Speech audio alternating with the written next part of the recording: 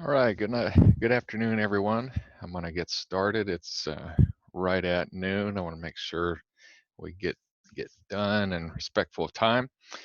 Thank you for joining me. My name is Adam Bell. I'm the president of Sublime Computer Services, where we specialize in providing the right IT services for companies in the SMB market. I know that you're likely on this webinar today because you too are concerned about protecting your company from the growing number of cybersecurity threats out there, whether it's ransomware, bank and credit card fraud, and regulatory compliance. Your systems cannot be down due to a virus or an employee mistake. Today, I'm going to talk about how you can prevent or significantly reduce the risks of experiencing a cybersecurity compromise and keep your data out of the dark web.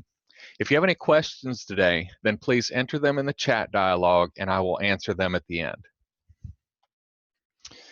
For those of you who don't know me, let me tell you a little bit about myself. I'm a veteran in the IT field. I've been doing this since 1997. I graduated from Austin P with a degree in geographic information systems, along with computer science and some agricultural degrees as well in that field. I've worked in the enterprise with HCA and JC Bradford. In 2003, I worked with a startup comprised of people from JC Bradford to start Avondale Partners, where we went from 5 people with 5 computers to over 100 computers throughout the United States with 6 branch offices. I've been intentionally building the best premier IT service support company, Sublime Computer Services, since 2008. We currently support 42 different companies with 650 computers throughout the United States. Okay, so today we're going to cover the #1 security threat to your business that antivirus, firewalls, and other security protocols cannot protect against. The shocking truth about bank fraud that most businesses don't know about, and why firewalls and antivirus software just are not enough.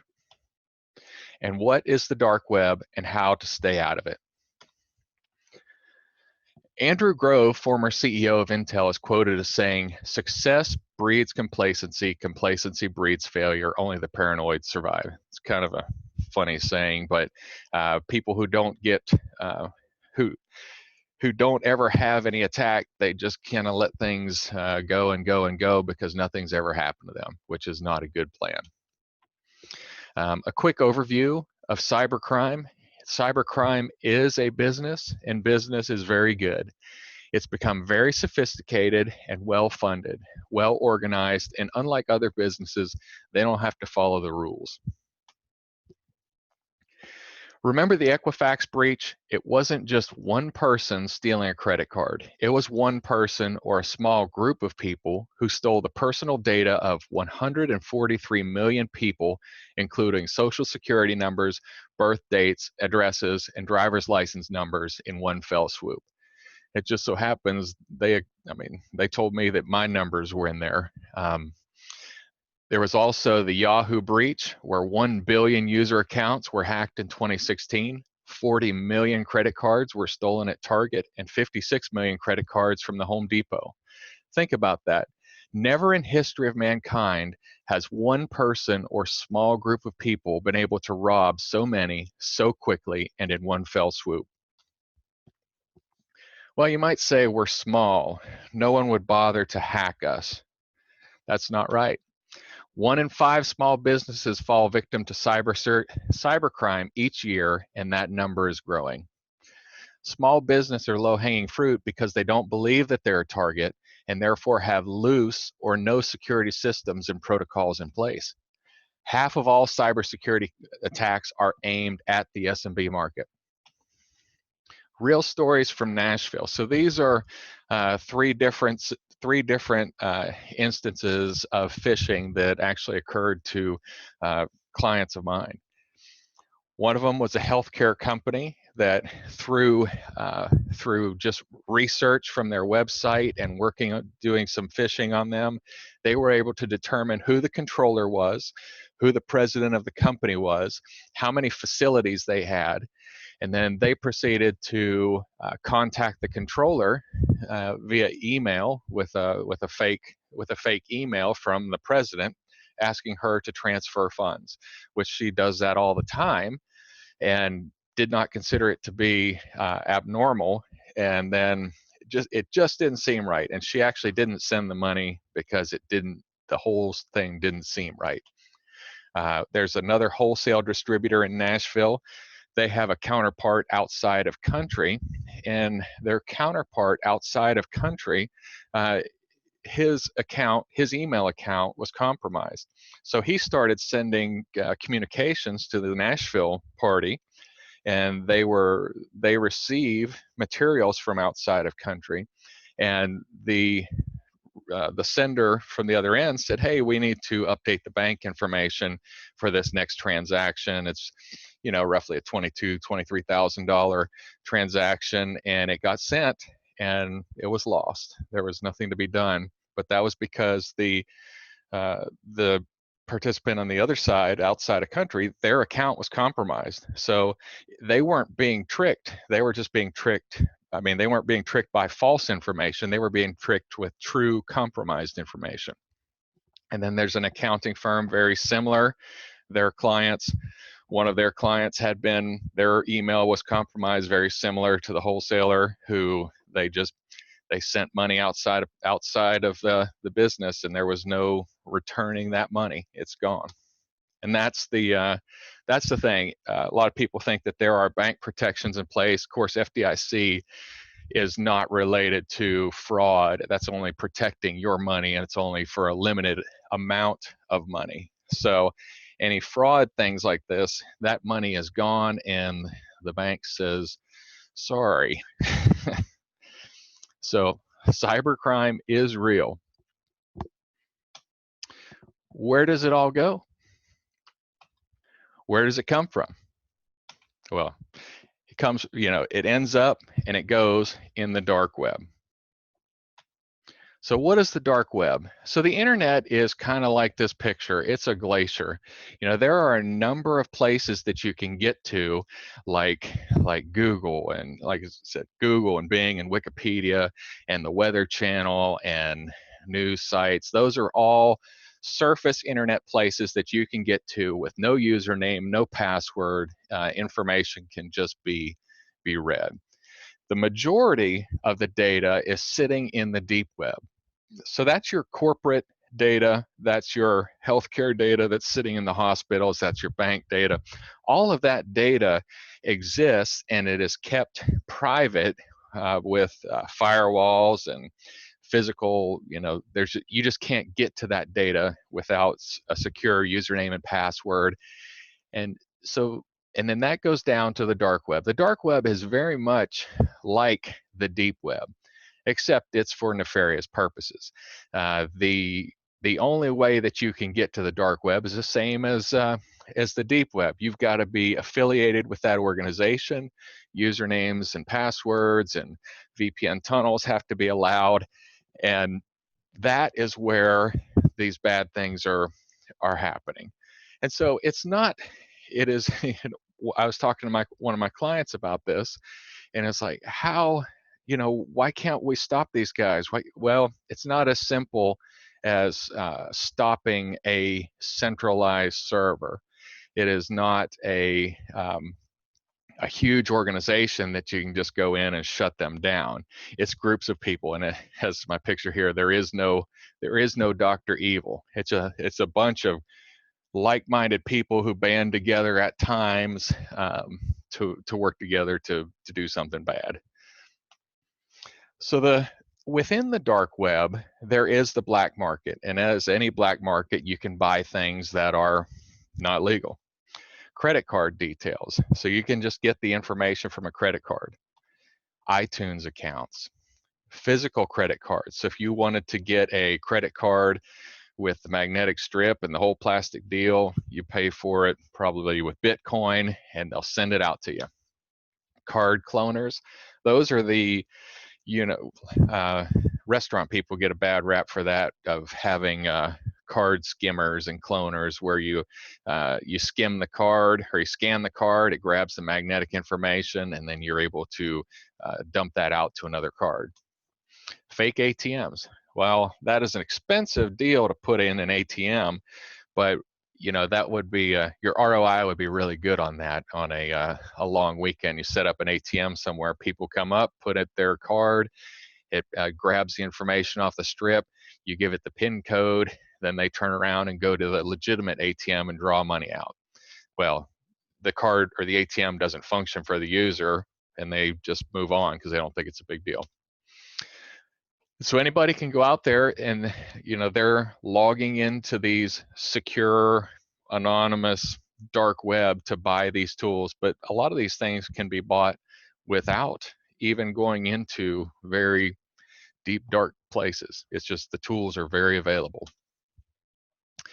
There is a password problem. In January 2017, the publication of Pew Research, Americans and Cybersecurity, states that 39% of adults in the US use the same password for everything. 47% of adults age 18 to 29 also use the same password for everything. So what? So what if you use the same password? So what if it's a really good password? Passwords are the 20th century solution to a 21st century problem. Usernames and passwords are the most common digital credentials used today. All that stands between your employees and vital statistics and online services is the password. Corporate networks, the password. Social media sites, e-commerce, banking, and bill pay. Those are all protected by passwords. What can so what an attacker, if they get those compromised credentials, what can they do? Well, they could send spam from compromised email accounts, just like I mentioned in the story before. That person, I'm sure, really wishes they hadn't had their email compromised. Deface web properties, so changing a website, putting malicious code into a website. So if you're the publisher, you have access to your company website and those credentials are the same as something else. Install malware on those systems. Compromise other accounts using the same credentials. So if your LinkedIn credentials are the same and they just start trying those same credentials throughout other places. And exfiltrate sensitive data breach, sending out data that they can find on those systems. And worse off is identity theft. And I get asked this question a lot: how do they get my password? I mean, that's the trick, is they've got to trick you into giving them their username and password. It is not as difficult as you might think. And this is often referred to as phishing. This is the most common thing that happens to get passwords. Send emails disguised as a legitimate message. I don't know how many spam we get every day of a bank, a Google, eBay, PayPal. They're all saying to log in, there's a problem with your account. Log in, you've won. Log in, whatever, and you click the bad link and log in and it doesn't work. And you're like, oh, what's the problem? Well, problem is you just sent your email and password to somebody else. And you'll notice how he's got up there his little cardboard HTTP your bank. I mean, that's the big thing. Pay attention to that URL and make sure it's your region's bank or whatever. But anyway, they're trying to trick users into disclosing their credentials, and then they want to use those credentials to deliver malware or go into other things. Here's another way they get your password: Malvertising. So you see the amazing deals on the left. Who can't click that? So when you click those amazing deals over there, it'll often download either a garbage program to your computer that will try to capture your username and password by where you're typing, or it'll try to take you to a false site. Watering holes. So your Facebook, Twitter, Instagram, LinkedIn, it's what they'll do is they will put advertisement out there, or they'll put all those ads on the right hand side that try to get you to click this to win that, to do here, here's a story Sylvester Stallone has died. I don't know how many times I've seen things like that, or famous people, and they try to get you to click those things so that they can download and try to get you to log in somewhere. And then they'll inject malware to your computer or those advertisements. And they're just trying to get your credentials. And web attacks. So web attacks are probably, you know, they're probably the hardest way that a hacker has to try to get your password. That is attacking a website, attacking a bank, trying to get logged into the back end, grabbing, you know, looking for vulnerabilities and failed patches. That's just a lot of work for somebody who is inherently lazy. So, but they do happen. There are people that find that a challenge, and they will try to get in. They'll exploit the vulnerabilities of an unpatched server. Then once they get in there, they'll move through and grab data. So the web attacks are generally not a user thing. A user did not do anything wrong. It's their system administrator who did not do the right work there. And then, of course, the approved vendor. This one's the most frustrating to me, in that you have a vendor that you work with, you trust, you like doing business with them, and if they get compromised, then your stuff goes out. Here's a list of vendors who have had compromises. So Sonic, of course, Equifax, Yahoo, Buckle, Arby's, Esports, Omni Hotels, and LinkedIn. Those are all companies. If you had a password and username and password with them, they have been compromised. So depending on what year that was, you need to change your password if you haven't already done so. Okay, so here's the thing that we wanted to get to is the number one threat to your organizations. Ignorant users. The IT department can do all the things listed in the previous slides, but there's things that they cannot do, they can't write a program for, and that is training users. I'm not talking about stupid users, I'm talking about ignorant users, people who are not informed how to protect themselves and protect their computers. So they generally don't know. They don't know that a lot of employees don't know the regulatory laws, and these things are more important to companies who are medical, who have HIPAA laws. There are financial laws that you can. I mean, pretty much there's never a case where you should be sending confidential information to your clients via email, because email is not a secure messaging system. There are secure messaging systems, but email is not one of them. Ignorant computer users do not know how to spot a fake email or a bad website. Or what do they do if they've been tricked? A lot of times they're embarrassed and don't want to tell anybody that they've been tricked into opening some email and now their computer's acting crazy. They just kind of deal with it rather than telling the IT company or telling whoever's responsible to get this fixed.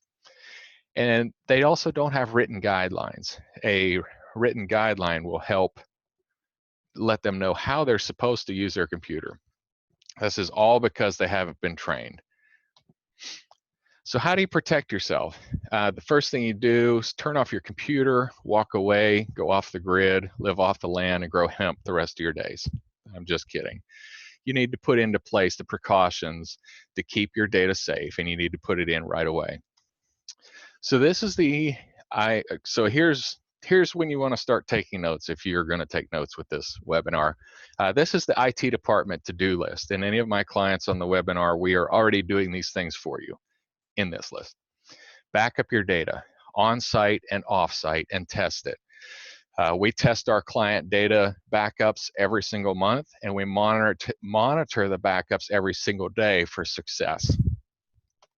Spam filtering. Spam filtering is a hard thing to keep tight, because you tighten it down too tight and the emails don't get through. You let it through too loose, and then you get bad email coming in. So there's kind of a middle ground, but you've got to be able to keep as much of that spam out as possible. Control what websites employees are accessing. In almost all cases, Business computers have no reason to go to sites for pornography or sites for hacking tools or sites. A lot of times what we like to do is we like to, if a customer, if one of our clients only does traffic within the United States or within Canada and Mexico and whatever, if they can list where all of their browsing countries are, then we can limit to that geographic location so that, you know, somebody from Russia puts code on a computer, it can't send the data out to Russia. Lock down third-party cloud apps. Don't allow Dropbox or things like that that you can push data outside of the company unless they are sanctioned programs for the company. Implement a mobile device policy and security protocols. Having the ability to, so on a BYOD, bring your own device scenario where you've got company or you've got employees who have their cell phones on the network and you're allowing them to have access to corporate email, then you need to have a kill switch built in so that in the event that they lose their phone, you can just wipe the phone from remote, make it unusable so that the emails and the data can't be used. Force passwords that are difficult to hack. A 8 to 12 character password, numbers and letters. Lock down the ability for employees to use home PCs and devices. You know, for good corporate safety, you only want to allow users to use corporate computers that you have full control over them and you control all of the tools and everything else, and that's the right thing to do. And make sure that all systems and network equipment are up to date. Firewalls are patched, or firewalls are up to date on their firmware. All servers and PCs are patched, that kind of thing. Okay, so tips for protecting yourself from bank fraud. And some of these things seem kind of, you know, over the top, but really, if you want to keep things safe, have a dedicated PC for online banking and don't use that PC for accessing any other websites, email, social media, for downloading files and applications. This is, you know, this would be something that the controller or the accountant, whoever is handling the online banking, you want to keep that communication of that online bank pure and clean. Sign up for email alerts whenever a withdrawal happens over $100. Have a written policy that requires your signature or phone call for any wire transfers. The phishing attacks that I mentioned earlier, had they had written policies in place, those phishing attacks may have gone to a certain point, but they would have never gone all the way to the point of sending money, because there were either had to call somebody or they had to write a signature to say, yes, I approve this transfer. Just making sure that people, you know, if they're outside of the country or something like that, then you got to get them on the phone. You got to know who they are, make sure it's really them. And then have your money spread out across multiple accounts to minimize the risk, and contact your insurance company and sign up for cybersecurity insurance. If you know you've gone all the way through everything that you possibly could do and you got tricked, you know, it was the best attack ever, have insurance to get your money protected. Okay, tips for keeping your password out of the dark web. Use a complex and different password for every website. And I know I can feel everybody cringing when they see that, because nobody can remember the passwords they have right now. Well, there are solutions for that. That is a password manager to keep track of all these passwords.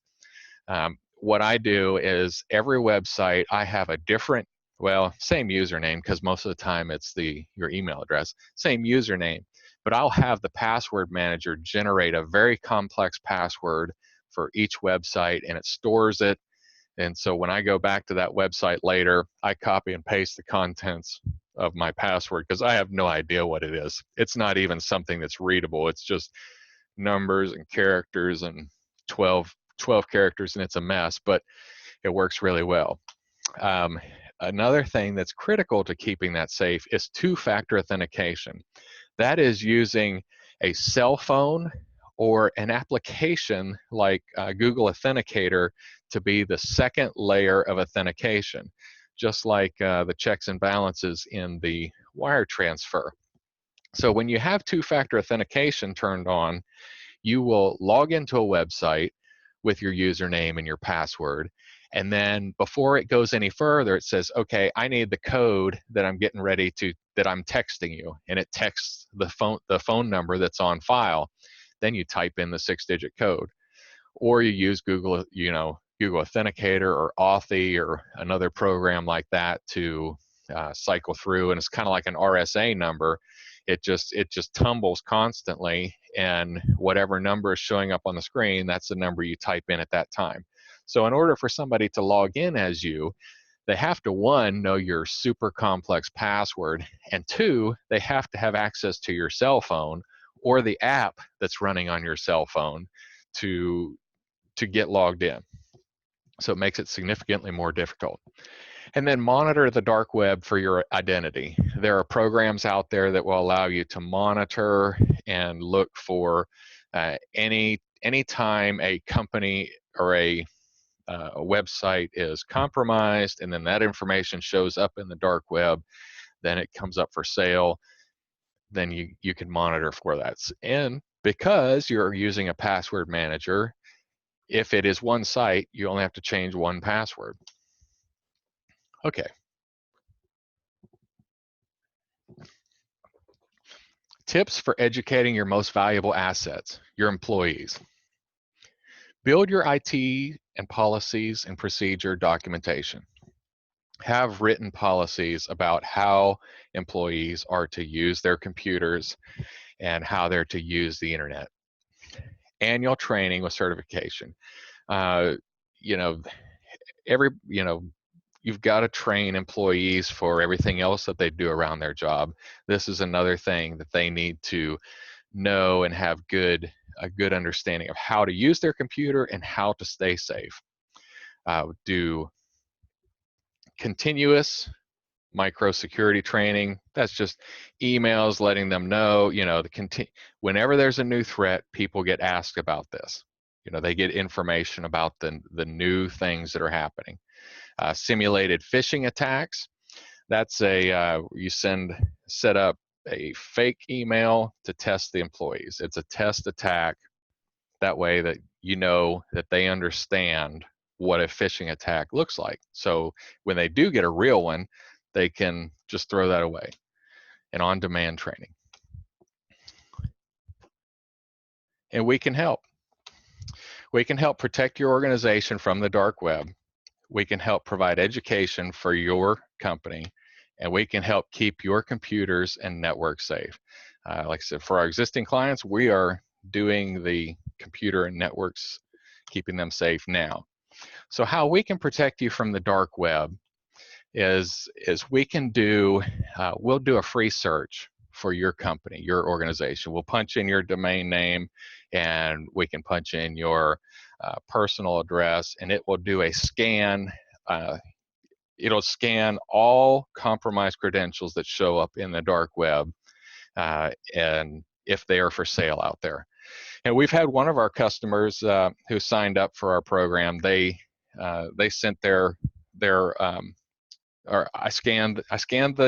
I scanned their domain, and it came back, and I said, well, here's your password that they said that's on file, that's out there for sale. And he said, oh man, that's my best password. I use that everywhere. I said, yeah, that's a really good password, but the problem is you used it everywhere. So get that changed right away. So the next step is we'll provide you the list of all the compromised credentials and where they're compromised, and get you changing those passwords right away to something different. And then we'll do online or ongoing monitoring. So we'll watch the dark web daily, looking for any new instances of anything with your email address that shows up. And that is a monthly cost of $100 per month for that monitoring. We can also help educate your organization. We've implemented our new program, Sublime Academy, where we'll do annual training. We'll do an on-site cybersecurity training where we teach your employees in a group setting over lunch or breakfast based around your, your organizational downtimes, where we can have about an hour of time. Everybody, we can sit down, we'll go through the training, they can ask questions, and then afterwards they'll be able to take a certification test to make sure that they understood what we talked about, and it'll give them a nice little certificate and everything.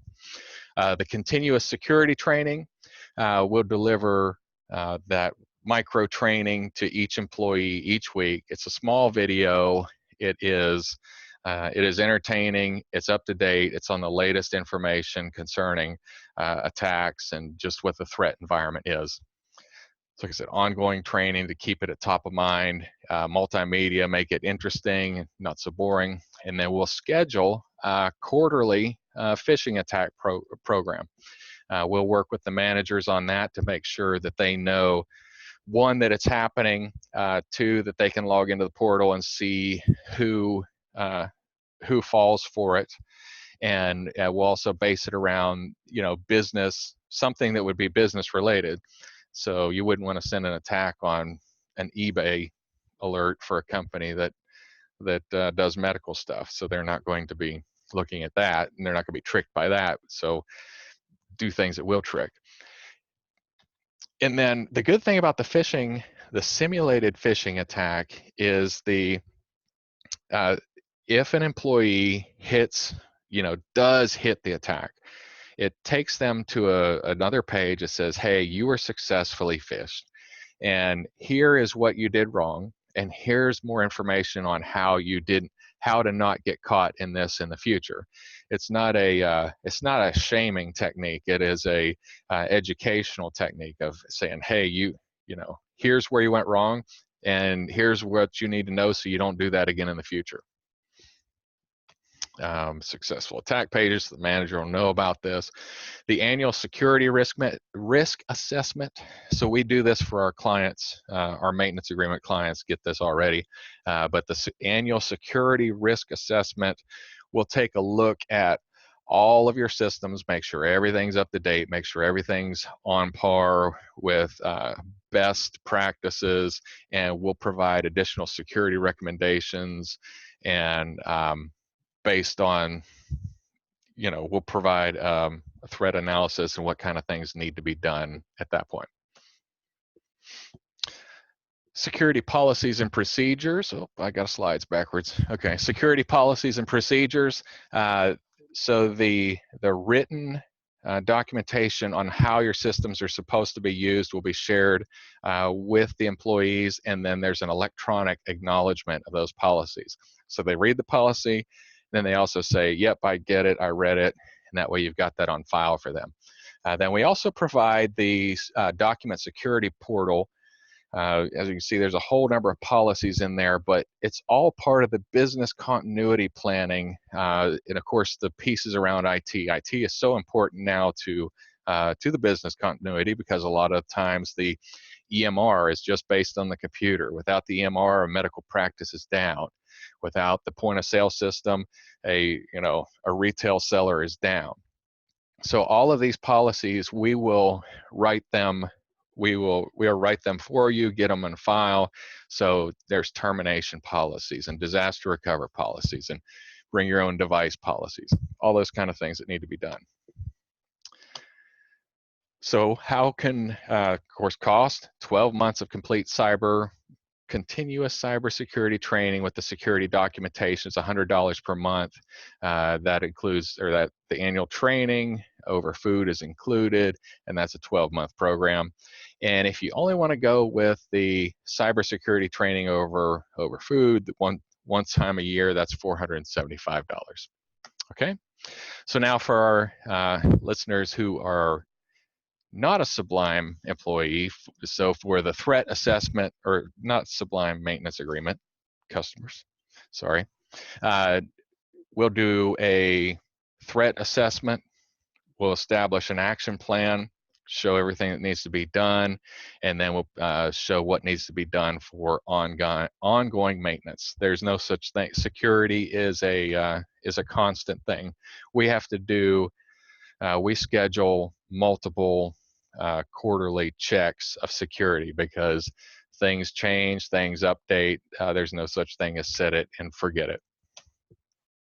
Okay, so thank you for joining me on the webinar, Staying Out of the Dark Web in 2018. I hope that you learned something new. If you'd like to sign up for a threat assessment, dark web scan, or you're ready to start training your employees to be safe users, then go to my website, www.sublimecomp.com/webinar 1217. And I'm going to take a look here, see if there are any questions. I thought I saw something. Maybe not, or maybe I don't see it. So, okay, so thank you for your time. Like I said, the URL is on the screen, the www.sublimecomp.com/webinar 1217. You guys have a great day.